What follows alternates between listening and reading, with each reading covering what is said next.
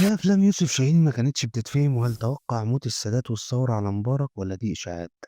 غير شكل السينما المصرية وغير نظرة العالم للسينما المصرية، ورغم إن كل الناس كانت شايفة إنه بيقدم حاجة مش مفهومة ومش بتنجح في السينما وشباك التذاكر، بس راهن على نفسه وقدر يخلي التاريخ يتكلم عنه بطريقته هو، وبقى ليه طريقته في التمثيل والإخراج مفيش زيها اسمها الطريقة الشاهينية.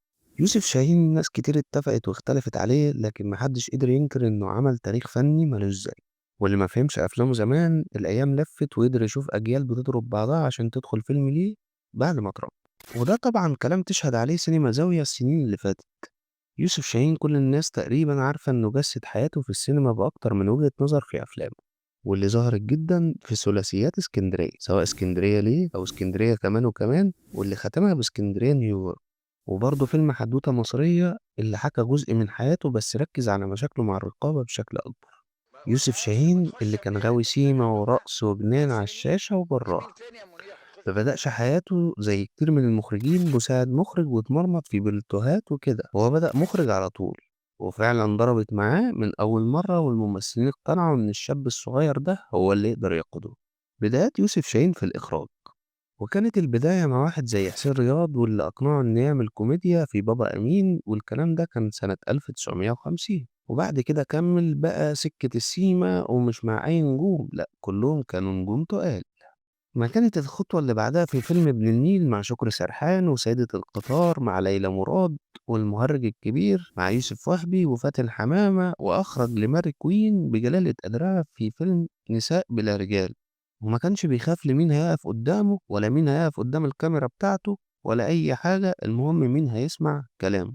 وفعلا كانت ماشية معاه، والناس دي اتربت على إن المخرج يتسمع كلامه، وفعلا كانوا بينجحوا معاه.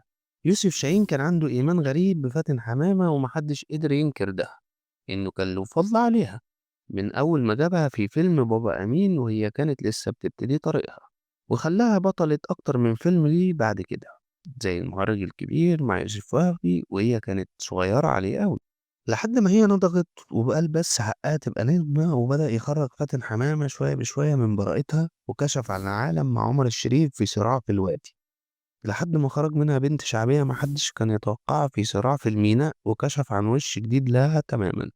علامات في حياة يوسف شاهين، يمكن تاريخ يوسف شاهين كله على بعضه ما كملش 50 فيلم، سواء إخراج أو كتابة، بس كان أغلبهم علامات في السينما، وغير حاجات كتير سواء تاريخية أو في مجرى السينما بشكل عام.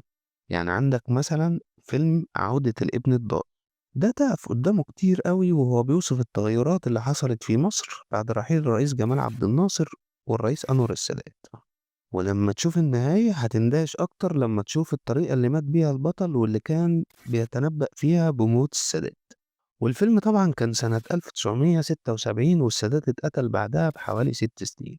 أما طبعا فيلم الأرض فده كان ثورة فنية على عالم الإقطاع، وده طبعا خلى الناس كلها بصت لشاهين بصورة مختلفة خالص، وكمان غير من حياة كل اللي اشتغلوا معاه، ودي هنحكيها ليكوا عليه في فيديو تاني. حتى قبل ما يرحل عن الدنيا يوسف شاهين كان مصر يسيب بصمة كبيرة له، وكانت هي فوضى واللي قلبت الدنيا من وقت ما نزل لحد دلوقتي، وده عشان قدر يجمع فيها بين فساد مبارك وتجسيده للتفاصيل بطريقة أوقات بتكون رومانسية، واللي كان فيه مشهد اتحقق زي ما هو وقت ثورة يناير. ودي طبعا ما كانتش المرة الأولى اللي القدر قدر يستجيب فيها لرؤية يوسف شاهين الإخراجية، بس الأعظم واللي ودى الفيلم المصري كان جميل أبو حريد، اللي اتشقلب لمجد الصباحي عشان تنتج لحد ما وصل للي هو عايزه، وهي كمان اللي كانت البطلة من مبدأ بفلوسها وبقى. ليه أفلام يوسف شاهين ما كانتش بتتفهم؟ وقت العروض الأولى للأفلام جوه السينما ناس كتير ما كانتش بتفهمها، وده كان بيخلي الأفلام تسقط والجمهور ما بيدخلهاش، وده لما بتبقى ملمسة سياسية كان بيتلعب بالإسقاطات بشكل كبير، والناس رايحة برضه عشان تتبسط مش عشان تشوف الواقع على الشاشة. والوقت اللي الجمهور كان رايق فيه عشان يشوف سينما كان لسه خارج من حرب وما كانتش طالبة معاه خالص يشوف عمق. ما الناس اتنفخت كتير قوي من النكسة لحد ما جه حرب أكتوبر. ومع كل دي حكايات يوسف شاهين ما بتخلص ومش هتخلص، وبحره كبير جدا، ويمكن نتقابل ونحكي حكايات تانية عن جو السينما المصرية. ما تنسوش تدعمونا بلايك وشير، وتابعونا على القناة عشان تشوفوا حكايات وحكايات.